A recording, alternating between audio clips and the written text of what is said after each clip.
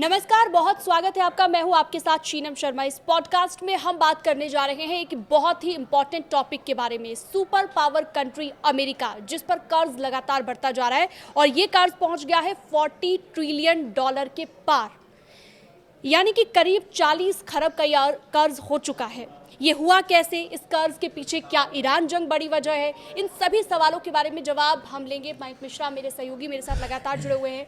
मयंक, क्या कहेंगे इस पर आप? देखिए, ये जो $40 ट्रिलियन का आप कर्ज देखिए, यानी 40 खरब आपने जो करीब बताया, ये एक बड़ा झटका है डोनाल्ड ट्रंप की उन नीतियों को लेकर जो उन्होंने आने के बाद जिसको लागू किया, चाहे वो डिफेंस बजट हो, डिफेंस पॉलिसीज़ हो अमेरिका की, चाहे वो इंटरेस्ट रेट से जुड़े मामले हों, चाहे वो टैरिफ जो प्लान था वो पूरी तरह से फेल हो चुका है। अगर हम इनिशियल जैसे कुछ आंकड़ों की बात करें तो अमेरिका में हर व्यक्ति पर करीब $1,19,699 का कर्ज है हर व्यक्ति पे। अगर इसको जो टोटल है इसको अगर आप डिवाइड कर देते तो, और 2008 से लेकर अब तक करीब $30 ट्रिलियन का इसमें इजाफा हुआ है। बड़ा आंकड़ा यानी है हाँ, वाकई। जब जितना टोटल कर्ज है अमेरिका पे, उसमें आप देखें 2008 के बाद से जो है करीब $30 ट्रिलियन का इजाफा हुआ है। रोजाना ब्याज चुकाने पे करीब $3.8 अरब खर्च हो रहे हैं। यानी जो डेली इंटरेस्ट अमेरिका को पे करना पड़ता है कर्ज के ऊपर, उसी में $3.8 अरब रोज खर्च हो रहे हैं। देखिए, मैं एक CNN की रिपोर्ट पढ़ रहा था, उसके मुताबिक फिस्कल वॉचडॉग ग्रुप पीटर जी पीटरसन फाउंडेशन के CEO माइकल पीटरसन ने कहा कि अगर यही हाल रहा तो सिर्फ 6 साल में अमेरिका का कर्ज $50 ट्रिलियन तक पहुंच जाएगा, अगर ऐसे ही मामला चलता रहा तो। और उन्होंने ये भी कहा कि 10 साल से भी कम समय पहले अमेरिका जो था उसमें सिर्फ $20 ट्रिलियन का कर्ज था, और अब वो बढ़कर जो है हो चुका है $40 ट्रिलियन।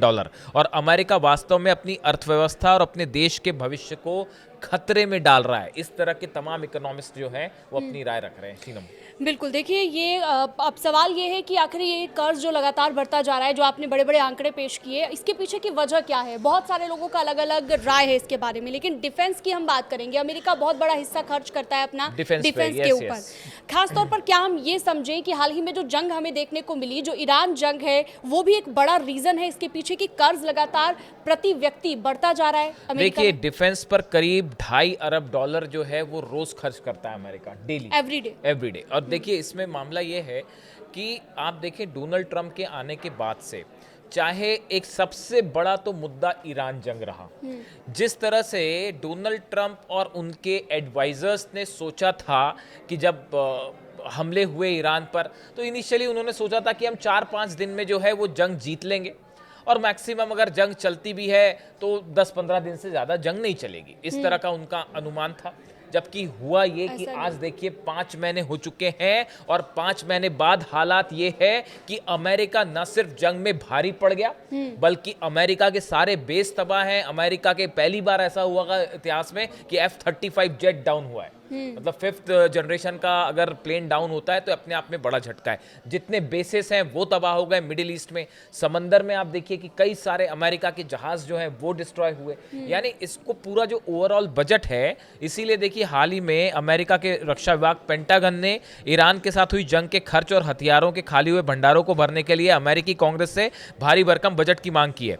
इस युद्ध में अब तक लगभग $37.5 अरब खर्च हो चुके हैं, जिसके बाद प्रशासन ने करीब $87 अरब के अतिरिक्त फंड का प्रस्ताव रखा है। यानी आपने जो है करीब $37 अरब जो है वो खर्च कर लिए, अब उसको बढ़ा के आप कह रहे हैं कि $87 अरब और चाहिए ताकि जंग की जाए, और उसमें $67 अरब तो सिर्फ ईरान के साथ जंग के लिए मांग रहे हैं। तो देखिए, हालात ये है कि जो पहला फैक्टर है अमेरिका के इस कर्ज में, वो है ईरान से करारी हार अमेरिका की डिफेंस पॉलिसी की हार है, जो फाइनेंशियल नीतियां थी उसकी हार है, जो प्रोजेक्शन था वॉर को लेकर कि इतना खर्च होगा, वो खर्च उससे कई गुना आगे बढ़ गया, और टाइम भी काफी आगे बढ़ गया। तो इस पूरे डिफेंस सेक्टर में आप देखें, और इसके अलावा सिर्फ यहाँ का सवाल नहीं है, कभी आप वेनेजुएला पर हमला करते हैं, कभी कहते हैं ग्रीनलैंड पर हमला कर दूंगा। तो ऐसे जो ये जो लिस्ट है इसमें अगर इस तरह के ऑपरेशंस अगर आप करते रहेंगे जिनका कोई अंत नहीं है। नीतियां हैं हम कह सकते हैं तो जो ये बात ट्रम्प सरकार ने डिफेंस, अपनाई, ये बात जो डिफेंस की है। रीजंस रहे डिफेंस की हमने बात कर ली। अब बात कर लेते हैं इंटरेस्ट रेट की, क्योंकि इंटरेस्ट भी काफी लगता है जितना आप कर्ज लेते हैं और जो ब्याज अमेरिका को इस पर चुकाना पड़ता है। क्या हम ये कहें मयंक की कर्ज भी एक बड़ी वजह है? हाँ देखिए, बिल्कुल। क्या होता है कि जब भी कोई सरकार कर्ज ले रही है कहीं से, तो उसमें आप जो इंटरेस्ट पे करते हैं, जैसे अमेरिका का अगर आप आंकड़ा ले तो केवल ब्याज चुकाने में ही रोज अमेरिका को 3.8 अरब डॉलर का खर्च करना पड़ रहा है। यानी एक दिन में आपने जो कर्ज ले रखा है उसको वापस करने में ही आपको रोज करीब 3.8 डॉलर का इंटरेस्ट देना पड़ रहा है, उसमें ब्याज देना पड़ रहा है। जैसे हम बैंक से कोई कर्ज लेते हैं तो जो ब्याज देते हैं, इंटरेस्ट वैसे ही 3.8 डॉलर का कर्ज देना पड़ रहा है पर डे। बढ़ते कर्ज के साथ उसका ब्याज भी सरकार के लिए बड़ी समस्या बनता जा रहा है। पुराने कर्ज पर निवेशकों को ब्याज देना पड़ता है और कर्ज बढ़ने के साथ ही यह खर्च भी बढ़ता जाता है। इससे सरकार के पास दूसरे जरूरी कामों के लिए उपलब्ध पैसा सीमित हो जाता है। दी गई जानकारी के मुताबिक committee for a responsible federal budget के वरिष्ठ नीति निदेशक मार्क गोल्डविन ने चेतावनी दी है कि अमेरिका कर्ज के जाल में फंसता नजर आ रहा है। यानी दूसरा बड़ा फैक्टर ऑब्वियसली ये है कि अब इतना भारी भरकम आप कर्ज लेंगे तो उसमें आपको इंटरेस्ट भी पे करना होगा। हालांकि अमेरिकी गवर्नमेंट का उसमें ये कहना है कि हम जो ब्याज लेते हैं उसको हम अलग अलग क्षेत्रों में विकास के लिए लगाते हैं, तो उससे फिर हमको प्रॉफिट भी होता है। लेकिन अभी फिलहाल एक बड़ा अमाउंट जो इस कर्जे में डूबा है अमेरिका, उसकी वजह इंटरेस्ट भी है। और साथ ही देखो, हर एक सरकार की कुछ ना कुछ नीतियां होती हैं कि कर्ज को हम कैसे कम करें। ट्रम्प सरकार की अपनी नीतियां हैं। हाँ, उन नीतियों की अगर हम बात करें तो कौन कौन सी नीतियां सरकार ने ऐसी अपनाई जो फेल हो गई, जिसकी वजह से हम कह सकते हैं कि ये कर्ज जो कम होना चाहिए था वो बढ़ता चला गया। बिल्कुल, देखिए, जब ये ट्रम्प सत्ता में आए थे, पावर में आए थे, तो उन्होंने एलन मस्क के नेतृत्व में जो है एक सरकारी दक्षता विभाग बनाया था। इसका लक्ष्य सरकारी खर्च में $1 खरब तक की कटौती करना था। इस उद्देश्य से उन्होंने ये कमेटी बनाई थी, विभाग बनाया था, और उसमें एलन मस्क जो है उनको इसकी जिम्मेदारी दी गई थी। हालांकि जो इसके जो डिटेल्स सामने आए हैं वो इस पूरा जो कमेटी बनाई गई और उसका हेड बनाया गया एलन मस्क को, इन्होंने तमाम कोशिशें की, लेकिन जो टारगेट लेके चल रहे थे वो पूरा नहीं हो पाया और वो उससे काफ़ी पीछे छूट गए। और देखिए, एक और इसकी बड़ी वजह ये भी है कि एक तो अभी मिड टर्म पोल्स होने हैं अमेरिका में, और उसमें ऑलरेडी डोनाल्ड ट्रम्प जो है उनकी लोकप्रियता बहुत तेजी से घटी है। ईरान जंग से उनको बड़ा झटका लगा है। पूरी दुनिया ने ये पहली बार महसूस किया कि अमेरिका जो है अरब देशों को की रक्षा नहीं कर सकता। ईरान की मिसाइल्स के सामने अमेरिका जो है वो एकदम कमज़ोर दिखाई दिया। उसका जो कवर अप था खासतौर पर अरेबियन कंट्रीज़ का, वो ब्लोन अप हो गया। जॉर्डन में हमले हुए, बहरीन में, कुवैत में, खासकर इन 3 जगह पर पूरी तरह से जो है पेट्रियट सिस्टम, थाट सिस्टम वो तबाह हो गए। ऐसे में ये बड़ा झटका था अमेरिका के ओवरऑल एक्सपेंडिचर को लेकर, जो इकोनॉमिक पॉलिसीज बनी है उसको लेकर। तो वो एस्टिमेशन जो उन्होंने लगाया था वो पूरी तरह से गड़बड़ा गया। तो ऐसी कई नीतियां रहीं जो नुकसान दे रही हैं इस पूरे मामले में। प्लान की भी बात कर लेते हैं, क्या वो भी फेल हो गया?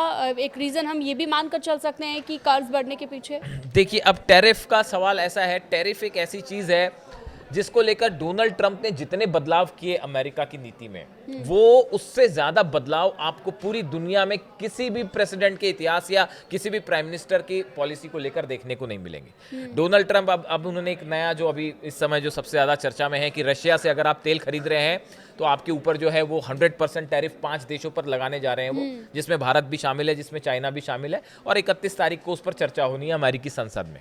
तो अब देखिए, कुल मिला के मामला ये है कि कभी वो कहते हैं कि कभी चाइना पर टैरिफ लगा देते हैं और कहते हैं कि साहब अब इतना टैरिफ लगेगा, कभी वो भारत पर टैरिफ लगा देते हैं। कई देशों पर उन्होंने टैरिफ पॉलिसी लगाई, लेकिन उसका नतीजा क्या हुआ कि सुप्रीम कोर्ट ने इन टैरिफ को अवैध घोषित कर दिया। इसके बाद अमेरिका को इन कंपनियों को करीब $160 अरब वापस करने पड़े। यानी जो टैरिफ लगाए थे इन्होंने, जब सुप्रीम कोर्ट ने, अमेरिका की कोर्ट ने उसको रद्द कर दिया, असंवैधानिक करार दिया, उसके बाद $160 अरब अमेरिका को वापस करने पड़ गए।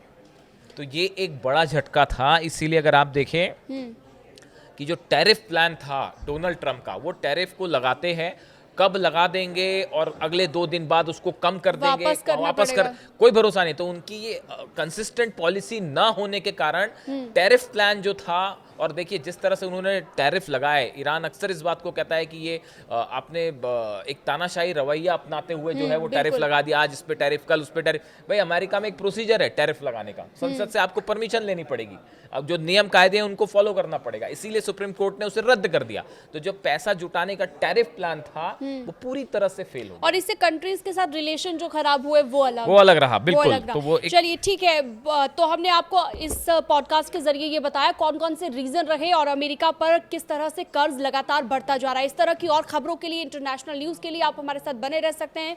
फिलहाल दीजिए इजाजत, नमस्कार। Thank you.